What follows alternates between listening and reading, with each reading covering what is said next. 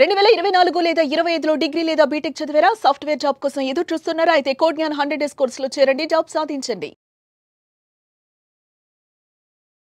నమస్కారం సార్. నమస్కారం. అంటే ఇప్పుడు చాలా మంది కూడా వాళ్ళకి నచ్చింది కొనేసుకుంటూ ఉంటారు. ఐఫోన్ అయినా లేదంటే ఏసీ అయినా లగ్జరీ ఎక్కువగా ప్రిఫరెన్స్ ఇస్తూ ఉంటారు. అండ్ వెహికల్స్ని కొనడము చాలా హై బడ్జెట్లో కొంటూ ఉంటారు. అండ్ ఇంకొక వైపు మనం చూస్తే బంగారం.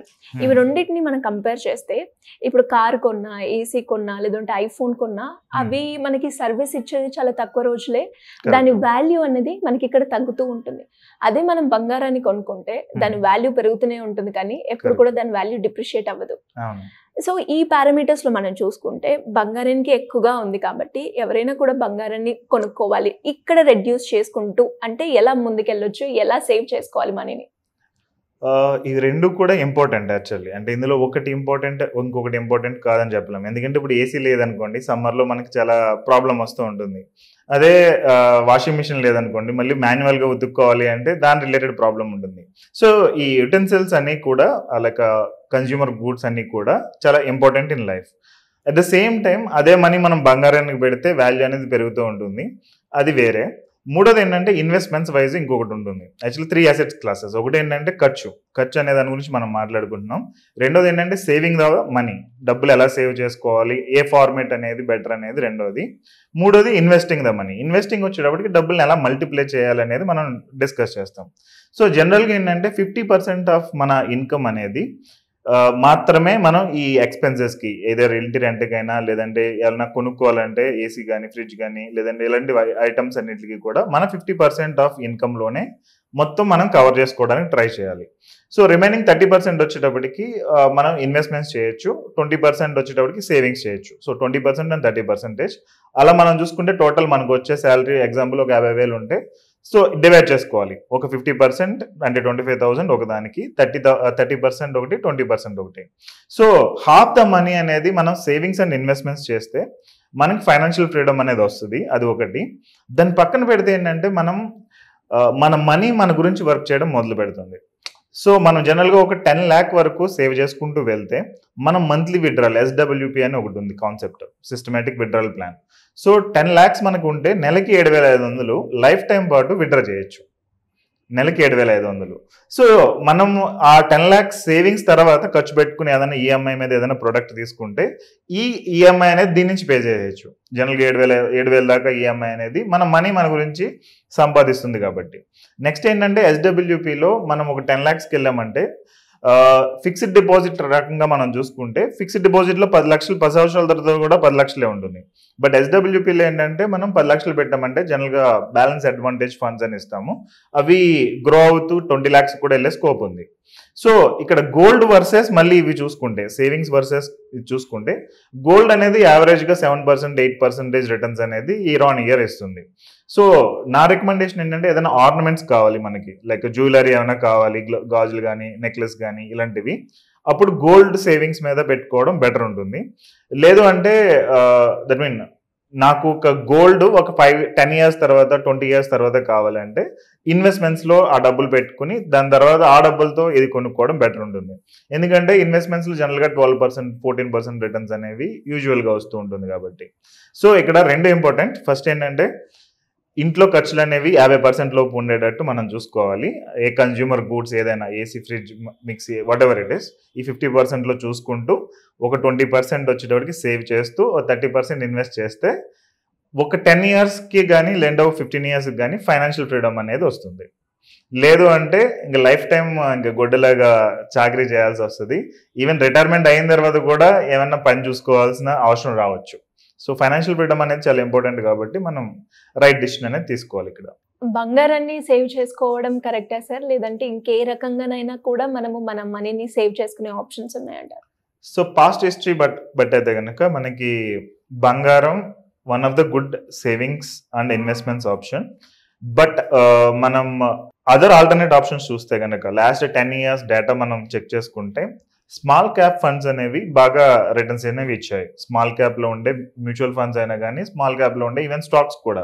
బట్ స్టాక్స్ వచ్చేటప్పటికి ఏదైనా హై ఫ్లక్చువేషన్ ఉంటుంది కాబట్టి యూజువల్గా మ్యూచువల్ ఫండ్స్ బెటర్ ఆప్షన్ ఉంటుంది. So last 10 years data check చేస్తే స్మాల్ క్యాప్ ఫండ్స్ అనేవి అప్రాక్సిమేట్ 8 times బెటర్ రిటర్న్స్ ఇచ్చినాయి. కంపేర్డ్ టు గోల్డ్ వచ్చేటప్పటికి 2 to 3 times మాత్రమే మనకి బెటర్ రిటర్న్స్ అన్నట్టు ఉంది. ఆ చార్ట్ అనేది మనం చూసుకుంటే నేను మీకు చార్ట్ చూపిస్తాను, దానిలో మీరు చెక్ చేయండి. సో వెల్త్ క్రియేషన్ చేసుకోవాలి, నేను ఫైనాన్షియల్ ఫ్రీడమ్ కావాలి, లేదంటే నేను తొందరగా రిటైర్ అవ్వాలి అని అనుకుంటే బంగారం అనేది బెస్ట్ ఆప్షన్ కాదు. బట్ నాకు జనరల్గా ఆర్నమెంట్స్ కావాలి, ఇంట్లో వాళ్ళకి ఆ కూతురికి కానీ లేదంటే వైఫ్కి కానీ నాకు జ్యువెలరీ కావాలి, లేదంటే సమ్ కైండ్ ఆఫ్ ఒక సేవింగ్ ఆప్షన్ నాకు ఉండాలి అని అనుకున్నప్పుడు ఈ గోల్డ్ అనేది బెటర్ ఉంటుంది. బట్ జనరల్గా గోల్డ్ని మనం దాయడం చాలా సెక్యూర్గా ఉంచాలి కదా. అంటే చాలా దొంగతనాలు జరిగినప్పుడు జనరల్గా బంగారం పోయిందని అంటారు. ఈవెన్ మనం ఒంటిమే పెట్టుకున్నప్పుడు కూడా దానికి ఇంపాక్ట్ అనేది ఉంటుంది. బట్ ఈ మ్యూచువల్ ఫండ్స్ కానీ లేదంటే వేరే బ్యాంక్ ఫిక్స్డ్ డిపాజిట్స్ కానీ ఇవేంటంటే మనీ అనేది ఒక సెక్యూర్డ్ ప్లేస్లో ఉంటుంది కాబట్టి మనకు అంత దాయడానికి లేదంటే ఎక్కడికైనా ట్రావెల్ చేస్తే మనకు డబ్బులు పోతుంది ఆ టైప్లో ఉండదు. So more or like long టర్మ్కి అయితే ఆల్టర్నేట్ మ్యూచువల్ ఫండ్స్ కానీ లేదంటే ఫిక్స్డ్ డిపాజిట్స్ కానీ ఇవి బెటర్ ఉంటాయి. షార్ట్ టర్మ్కి అయితే గోల్డ్ అనేది బెటర్ ఆప్షన్. అంటే ఇప్పుడు చాలా మంది కూడా సార్ లగ్జరీకి వెళ్ళిపోయి ఎక్కువగా ఖర్చు చేస్తూ ఉంటారు కదా, వాటిల్లో ఇప్పుడు మనం మాట్లాడుకుంది దానికే కాబట్టి అక్కడ ఏమైనా రెడ్యూస్ చేస్తే మనం సేవింగ్ చేసుకోవడానికి ఏమైనా స్కోప్ ఉంటుందా నిజంగానే?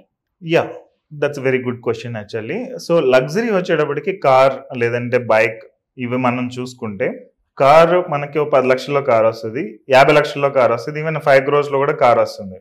సో మన ఇన్కమ్ బాగుంది అని అనుకుంటే ఈవెన్ 5 crore కార్ కొనుక్కున్నా పర్లేదు. బట్ మన ఇన్కమ్ అనేది స్ట్రగ్లింగ్లో ఉంది, లేదంటే సక్సెస్ అవుతామో లేదో మనకు తెలియదు, లేదంటే స్టేబుల్గా లేదు. ఎగ్జాంపుల్ రీసెంట్గా ఒక పర్సన్, నాకు తెలిసిన ఒక పర్సన్, ఆయన ఒక కంపెనీ స్టార్ట్ చేశాడు.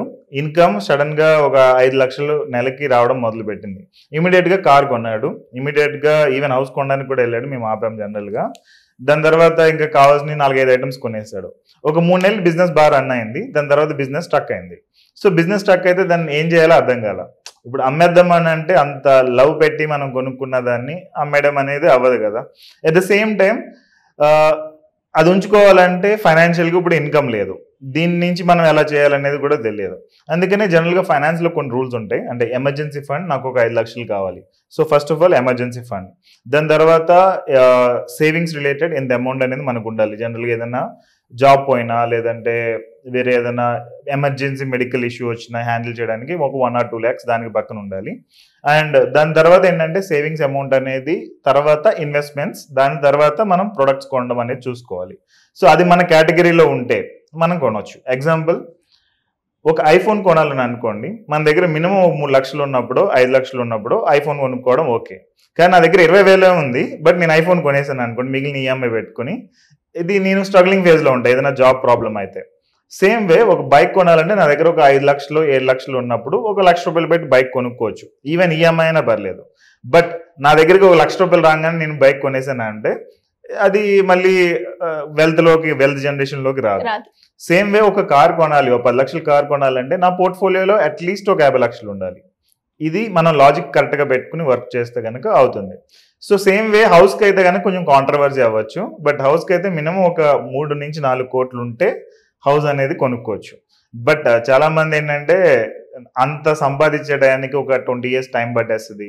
సో అప్పుడు కొనుక్కోమంటే రేట్లు పెరిగిపోతాయి. సో అందుకని చెప్పి ఇప్పుడు నేను ఇప్పుడే కొనేస్తాను అని చెప్పి మోస్ట్లీ లోన్కి వెళ్ళిపోతూ ఉంటారు. ఇదేంటంటే మన ఫ్యూచర్లో ఉండేదాన్ని ఇప్పుడే ఖర్చు పెట్టేస్తున్నాం కాబట్టి next 10 years 20 years hard work చేసి ఆ లోన్ అనేది క్లియర్ చేయాల్సి వస్తుంది. Thank you sir, thank you so much. Thank you so much. Suman టీవీలో మీ పర్సనల్ అండ్ బిజినెస్ ప్రమోషన్స్ కోసం కింది నెంబర్కి కాంటాక్ట్ చేయండి.